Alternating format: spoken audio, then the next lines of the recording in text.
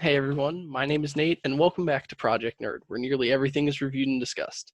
Today I'm here with, Rachel. and we are going to be discussing Cinderella 1950 versus the 2015 live action remake. Before we get started, don't forget to follow Creator Source Studios on Instagram, and be sure to like the Project Nerd Facebook page. And of course, like and share this video and subscribe to the channel. Now, we have thoughts about Cinderella. Where would you like to begin? Um, Pick a spot. Pick a spot to begin. Let's just start with general plot details, I guess, because this movie the live action Cinderella is significantly longer than the original, and I have to say parts of it I felt it. I felt the length. Yeah. If I had to pick a word to describe this movie, I think I would go with frilly, because this movie really does kind of take its time on unnecessary things, which in some cases is fine because it does add a dimension to the story, and in other cases I'm like, why am I looking at this? Why is this a thing that I'm seeing? Sweet lovers love the spring. So, in terms of the plot of this film, it is literally the exact same. Every single plot beat that the original film hits, this movie hits it as well, with a Right. few additional ones.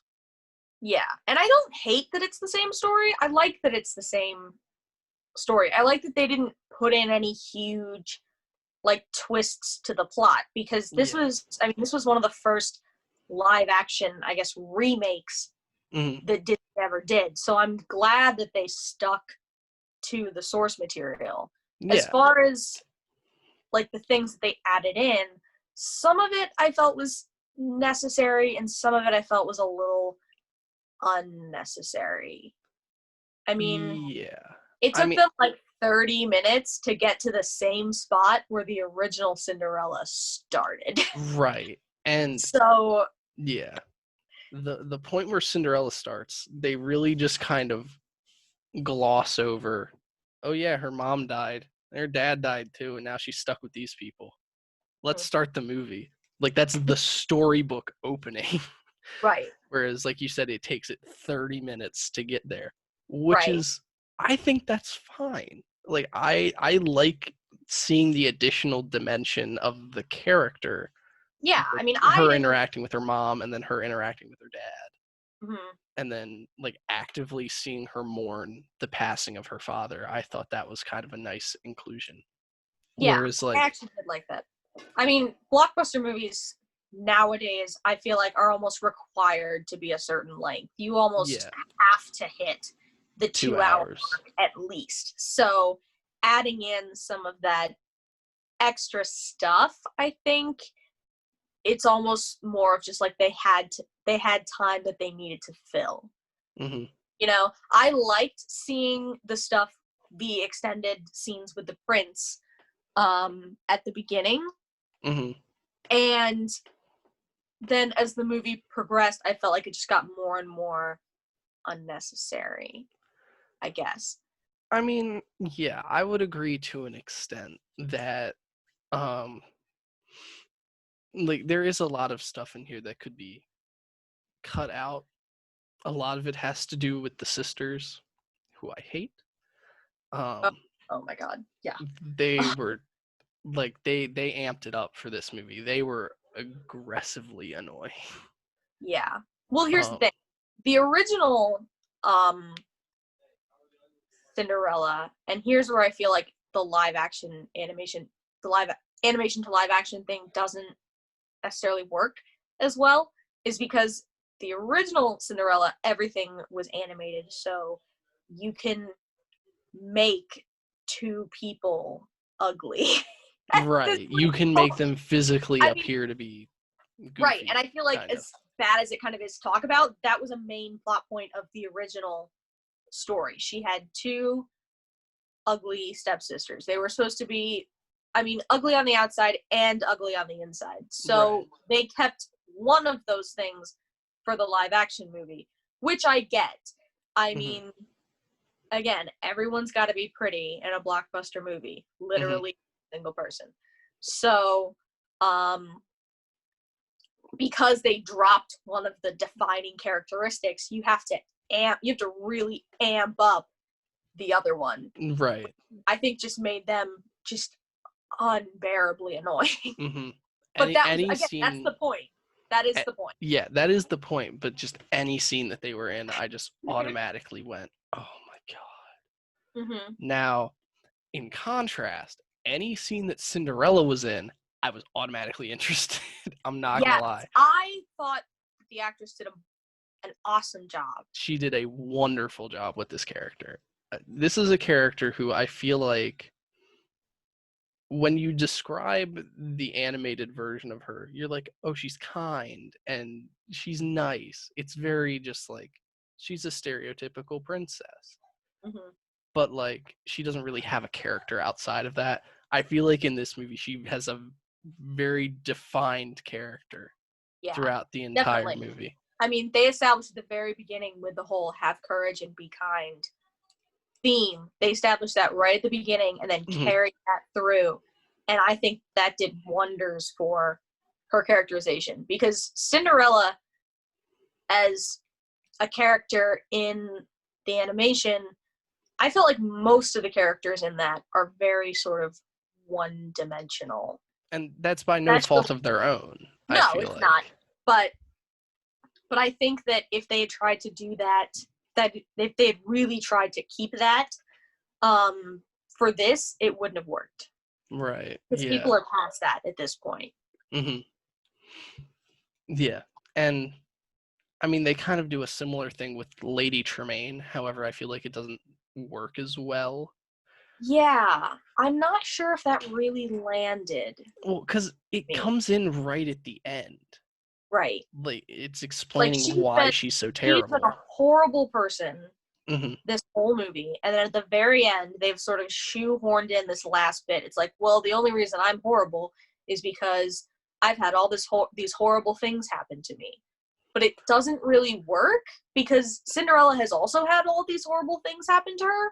And she's a nice person. Not an asshole. Right. So she's a good person. You've had two characters who've essentially gone through the same thing, and one of them came out still a nice person, and the other person is now unbearable to be around. So it doesn't, they're trying to gain sympathy, and I just don't think it really worked. Yeah, I would agree. So I guess let's move on to something slightly more abstract. Let's talk about music. Yeah. Or rather, the lack thereof. Yeah. There was not one song in this entire movie, except for several reprises of Lavender's Blue. Yes. Now, Cinderella wasn't, if I'm recalling correctly, it wasn't the most musical film. No, there were not that like 3 songs, I think. To begin with, it's A Dream Is a Wish Your Heart Makes, which is the beginning of the movie. Sing Sweet Nightingale, which is kind of that movie's version of Lavender's Blue. And then Bibbidi Bobbidi Boo. Yes, oh, and This Is Love. This Is Love during the garden scene. But that's it. It's 4 songs. Now, I think the only song that I really would have wanted them to keep was Bibbidi Bobbidi Boo. Right, obviously. And it's still kind of there. It's there. She says the words. Because she says the words. But I feel like that's something that they definitely should have kept in, because I feel like that scene was lacking in something. Yeah. That whole scene where the fairy godmother shows up, not to say that, like, you know, Helena Bonham Carter didn't do a great job, and I don't think she did a bad job with it. It was an odd scene. Yeah, they tried to replace the singing with a little bit more humor. Yeah, and I feel like that didn't I just found it awkward. So I think that definitely could have upped the ante, I guess. As far as other things that they took out, I didn't really expect to say this, but I actually did miss the talking mice. Yeah, that was I weird. missed the mice not talking. I mean, I kind of like that they did the whole sort of, oh, the animal can't talk, but they have inflection in their noises or whatever, so you can kind of tell what they're meant to be saying. But I did actually miss the whole, because then having the animals talk back to her, I think, made it less weird. The fact that she's actually just talking to animals. And that's something that I felt the absence of, was the talking animals. So. And I feel like it kind of lessened the transformation of them into like the 4 chargers for the carriage. Like, because in the animated movie, it's like, oh, like they went the extra mile to help their friend make the dress, and then that got destroyed, but they're still going to take her to the ball. Like, so they're still with her. But instead now, it's just the random mice and what were they, lizards? There was a lizard and there was a goose. And the goose. And the goose was the coachman. Yes. So yeah, that was a little odd. I liked the designs of those characters. I thought that was kind of neat. The teeth on the lizard people disturbed me. I'm not gonna lie. That was a little bit disturbing. I think so. I thought that was kind of, it was kind of that nice little moment where when she's getting out, she's like, I'm just like a servant girl and I'm going to a ball. And he's like, well, how do you think I feel? I'm a lizard and now I'm a footman. Enjoy it. Like, I'm just a lizard. But going along with that, this had a lot of sort of strange attempts at humor. Yeah, just every once in a while. I don't think that any of them landed for me. I felt like it was more I felt like that was something more for the really, really young audience. Like there's the scene where she's trying to leave the ball, right? And so she's running to get back to her carriage before midnight, and at the same time, the palace staff are trying to figure out who she is, because she came in there and didn't give them a name. So they're trying to figure out who she is. And there's a scene where she runs up the stairs and then the camera pans down under the stairs to where a little arch is. And one of the palace staff, like, runs into the top of the arch and falls over. And I was like, I was more confused than anything. I'm not gonna lie, I thought that was funny. Because I thought it just like showed the confusion of the palace staff at like, who is this person? The bumbling palace staff. I don't know why that made me laugh. Just because he walks into frame. He's like, we need to find the name, and then he walks right into it, and he just gets decked. And I was like, oh my god.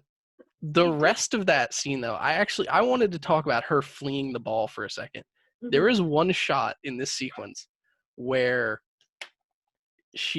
when she goes in between the gardens, the portrait gallery, and the ballroom, where it's like a Dutch angle and it rotates as she goes through the room. I thought that was the coolest shit ever. That was so neat. The cinematography in this was actually really good. The cinematography and the special effects, because I mean, we have to talk about that dress. Oh my god, that was gorgeous. Is gorgeous. And the way it moved on her. I mean, I'm sure that's all CGI, but I mean, I'm sure all of like the sparkles and everything, I'm sure all of that was fake. But the way it moved and flowed on her, especially, that's another thing that I feel like made the chase scene at the end so good, because the dress is just flowing like water behind her as she runs, and it was so pretty. I think they did an especially good job with the glass slippers. I think that those looked really good, because those were always like, I guess, a point in the animated movie that was something that people didn't really get. Yeah. Like, there are parts in the animated movie that are very sort of fantastical, I think, and they did a really good job of sort of explaining those things in the live action. Yeah. Like, one thing that I've heard a lot of people say is, oh, well, he went around and he put the shoe on every person's foot and nobody had the same size shoe as her. But in this, they kind of explained it. They're like, oh, it's magic, so it it will only fit her. It would only fit her. It would not fit anybody else except her, even if their foot was around the same size. So that's like something that's like a question that was answered with this. So I thought that was really good. And another sort of thing that they added, I think, was more dimension to the prince. And I think that was really good, because I don't know if that dude even had a single line in the first. He had like 3. He didn't even have a name in the original one. He's just Prince Charming. Yeah. So they gave him a name. That's automatically a step up. Not a very good name. It's a little goofy, in my opinion. They call him Kit, which is, it's weird, but it's fine. It's passable. Also, I'm very sad because the king died in this, and that means we will never get that scene from Cinderella 3 where he says, I forbid you to take a step down these stairs. And you just, I forbid you to take another step down these stairs. Okay. We're never going to get a sequel to this. Never going to get a sequel to this. Much less a threequel. Yeah. One of the other things I wanted to touch on, relating to the fact that the prince now has a name, was the fact that these two, I think they actually had really good chemistry on screen, at least. I think they did too. Like, especially because, like, they got to meet before the ball. Like, there's a whole thing about how... that was another complaint, I guess, that a lot of people had with the original animated films. It's like, oh, he married her and he doesn't even know her. Yeah. He married because she was the most beautiful person there or whatever, and that's not the case with this. He met her before. He didn't know who she was. She didn't know who he was. And they met and they connected. Right. So I feel like that was another good thing to add. Right. That made the movie flow a little bit more consistently and make a little bit more sense, I guess. Right. Yeah, no, I agree. I think that gave it a much kind of better feel to it than the original. Because, like, the original, you can kind of feel like it's kind of paper thin, obviously. Like, it's a fairy tale. It's one-dimensional. But in this, it seems like there's a little... You could probably fit the entire story into, like, a 10-page children's book. And that was the point. Yes, that's the intention. Yeah. So this was just expanding. It expanded on it a lot more, and I liked that it did that. There were some parts where I felt like it was a little bit excessive, but for the most part, I did like it. Yeah.